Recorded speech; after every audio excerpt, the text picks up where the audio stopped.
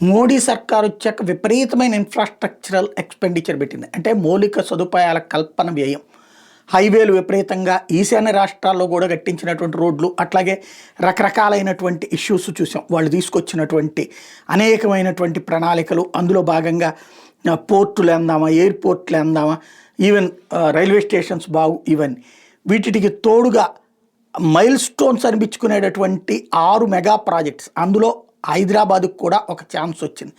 Hyderabad city innovative and transformative infrastructure, H city, ఇప్పుడు hitech city టైప్లో ఇదొకటి ప్లానింగ్.